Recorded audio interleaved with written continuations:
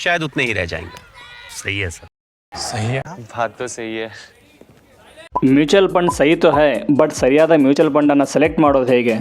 ಇವತ್ತಿನ ವಿಡಿಯೋನ ಪೂರ್ತಿಯಾಗಿ ನೋಡಿ, ನಿಮ್ಮ ಹಲವಾರು ಡೌಟ್ಸ್ ಕ್ಲಿಯರ್ ಆಗುತ್ತೆ. ಹಾಗೆ ನಾನು ಕೂಡ ಮ್ಯೂಚುವಲ್ ಫಂಡ್ ಡಿಸ್ಟ್ರಿಬ್ಯೂಟರ್. ನನ್ನ ARN ಮುಖಾಂತರ ಇನ್ವೆಸ್ಟ್ ಮಾಡಬೇಕು ಅಂದರೆ ಏನು ಮಾಡಬೇಕು ಅನ್ನೋದನ್ನು ಕೂಡ ನಾನು ಈ ವಿಡಿಯೋದಲ್ಲಿ ಹೇಳ್ತೀನಿ. ನೀವು ಯಾವುದೇ ಮ್ಯೂಚುವಲ್ ಫಂಡಲ್ಲಿ ಇನ್ವೆಸ್ಟ್ ಮಾಡಬೇಕು ಅಂದರೆ ಈ 6 ಪಾಯಿಂಟ್ಸ್ನ ನೆನಪಲ್ಲಿ ಇಟ್ಕೊಳ್ಬೇಕಾಗುತ್ತೆ.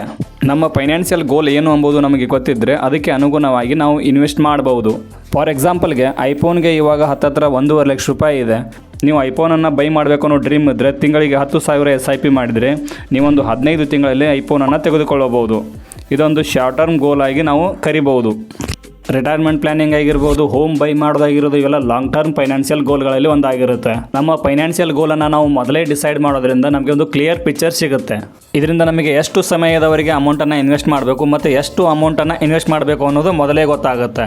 ಸೆಕೆಂಡನ್ನು ನಿಮ್ಮ ರಿಸ್ಕ್ ಲೆವೆಲನ್ನು ಅರ್ಥ ಮಾಡ್ಕೊಂಡಿರೋದು, ನೀವು ಯಾವ ಲೆವೆಲ್ವರೆಗೆ ರಿಸ್ಕನ್ನು ತೆಗೆದುಕೊಳ್ಳಬಹುದು ಅಂತ. ನೀವೇನಾದರೂ ರಿಸ್ಕೇ ಬೇಡ ಅಥವಾ ಲೋ ರಿಸ್ಕ್ ತೊಗೊಳ್ತೀನಿ ಅನ್ನೋಂಗಿದ್ರೆ ನಿಮಗೆ ಡೆಪ್ಟ್ ಫಂಡ್ಸು ತುಂಬ ಒಳ್ಳೆ ಉದಾಹರಣೆ ಆಗಿರುತ್ತೆ.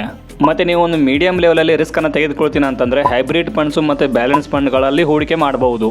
ನಿಮಗೇನಾದರೂ ಹೈಯರ್ ರಿಸ್ಕ್ ತೆಗೆದುಕೊಳ್ಳತಕ್ಕಂಥ ಎಬಿಲಿಟಿ ಇದ್ದರೆ ನೀವು ಹೈಯರ್ ರಿಟರ್ನನ್ನು ಕೂಡ ಪಡಿಬಹುದು.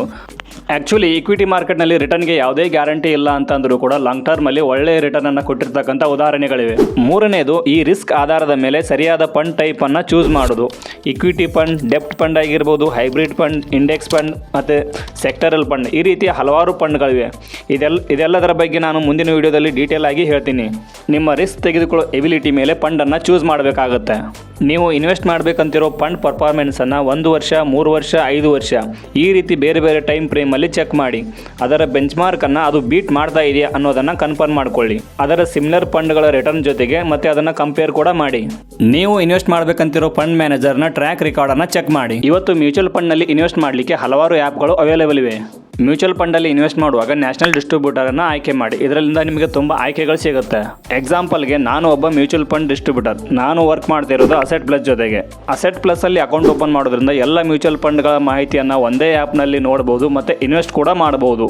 ಹಾಗೆ ಕೆಳಗಡೆ ಕೊಟ್ಟಿರೋ ಲಿಂಕ್ ಮುಖಾಂತರ ಅಸೆಟ್ ಪ್ಲಸ್ ಅಕೌಂಟನ್ನು ನೀವು ಓಪನ್ ಮಾಡಿಕೊಂಡ್ರೆ ನಿಮ್ಮ ಮ್ಯೂಚುವಲ್ ಫಂಡ್ ಡಿಸ್ಟ್ರಿಬ್ಯೂಟರ್ ನಾನಾಗಿರ್ತೀನಿ. ಹಾಗೆ ನೀವು ನಮ್ಮ ವಾಟ್ಸಪ್ ನಂಬರ್ ಮುಖಾಂತರನೂ ಕೂಡ ನೀವು ನಮ್ಮನ್ನು ಕಾಂಟ್ಯಾಕ್ಟ್ ಮಾಡಬಹುದು.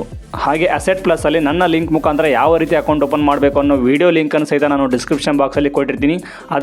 ಅದರ ಮೇಲೆ ಕ್ಲಿಕ್ ಮಾಡಿಕೊಂಡು ನೀವು ವಿಡಿಯೋವನ್ನು ಸಹಿತ ನೋಡಬಹುದು.